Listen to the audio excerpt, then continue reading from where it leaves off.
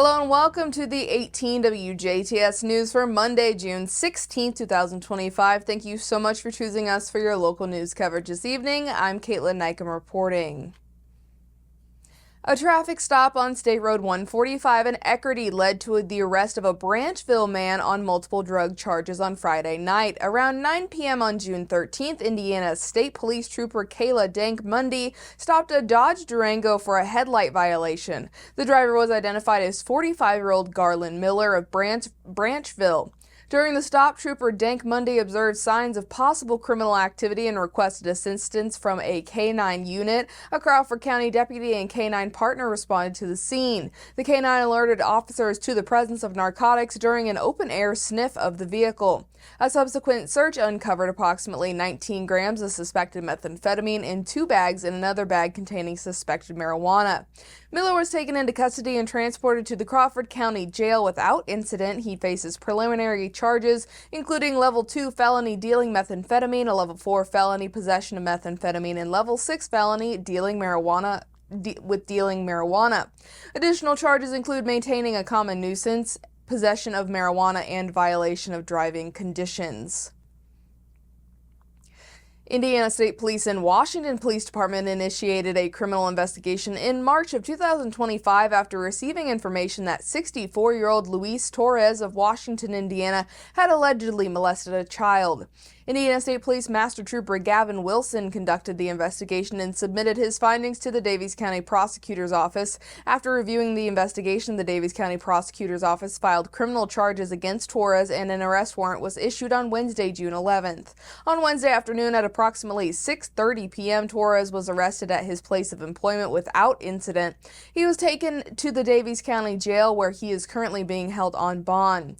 Luis Torres was arrested and charged with child molesting, where the defendant is at least 21 years of age, a level 1 felony; child molesting where the victim is less than 14 years of age, a class A felony; child molesting where fondling or touching a child under 14 years of age, a level 4 felony; and child molesting, a class C felony; displaying of matter harmful to a minor, a level 6 felony; and display of matter harmful to a minor, a class D felony.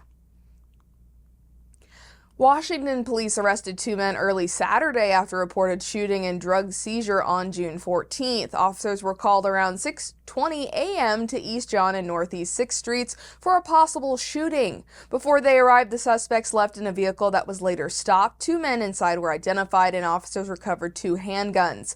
One was identified as 23-year-old Juan Manuel Lopez Jr. Detectives say the incident began as a verbal altercation outside a business, escalated into shots fired into the air, and continued at a home on Northeast 6th Street, where more shots were fired into the residence. At the home, officers found more individuals, including 27-year-old Eleazar Alisteo, another handgun, and roughly 30 grams of suspected cocaine.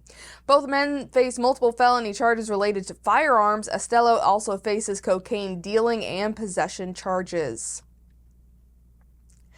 A Paoli man was arrested late Thursday evening on June 12th after an Indiana State Police trooper stopped a speeding vehicle and discovered suspected methamphetamine and signs of impairment. Trooper Leah Schnell was patrolling the Paoli area on US 150 when she observed a vehicle traveling at an excessive speed. After initiating a traffic stop, the driver identified himself as 57-year-old Randy Whitfield of Paoli.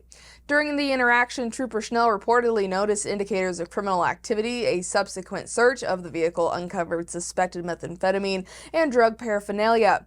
Whitfield also showed visible signs of impairment, prompting Schnell to transport him to the IU Health Hospital in Paoli for a chemical test. Whitfield was then taken to the Orange County Jail, where he is being held on bond. He faces charges of operating a vehicle while intoxicated with a prior offense, a level 6 felony, possession of methamphetamine, a level 6 felony, and possession of paraphernalia, a class C misdemeanor. The Vincennes University Board of Trustees voted unanimously at its June 11th meeting to freeze tuition rates for the 2025-2026 and 2026-2027 academic years, reinforcing the university's mission of making high-quality education accessible and affordable for all. VU continues to lead the way as Indiana's most affordable residential college, with its combined student tuition and housing costs being the lowest of all universities in the state. Alongside the tuition freeze, the trustees approved a biennial budget of $340.9 million for the fiscal years of 2025 through 2027. This budget sustains VU's benchmark of keeping tuition under the value of a full Pell Grant.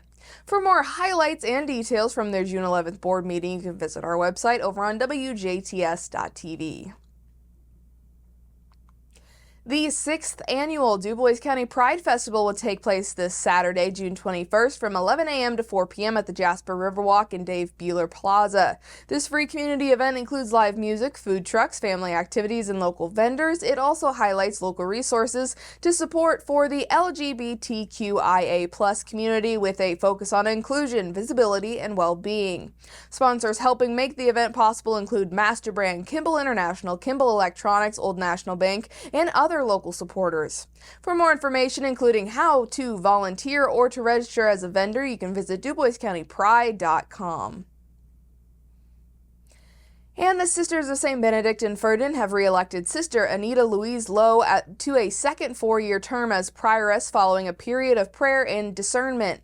Her installation took place during an evening prayer back on Friday, June 13th. Sister Anita began her first term as prioress in July of 2019. The election process leading to her second term included the development of direction statements outlining the congregation's priorities for the coming years. These statements help shape the qualities sought in a prioress to guide the community forward. The election process was confirmed by Sister Jeanne Weber, a president of the Federation of St. Gertrude, with support from facilitators Sister Kimberly Porter and Sister Lynn Elizabeth Meadows. A Louisville, Kentucky native, Sister Anita holds a bachelor's degree in English with a French minor, a secondary education certification from Brescia College, and a master's degree in theology with a focus in liturgical studies from the University of Notre Dame. Prior to her leadership role, she served the monastery in several capacities, including as an educator, communications leader, and liturgist. The Sister of St. Benedict in Ferden, with over 95 members, remains one of the largest Benedictine communities of the women in the U.S., founded in 1867. Today, their ministries stretch far beyond the monastery walls, with members serving in education, healthcare, pastoral care, social services, and more. And that is your Monday news right here on 18 WJTS. Next up is your weather forecast.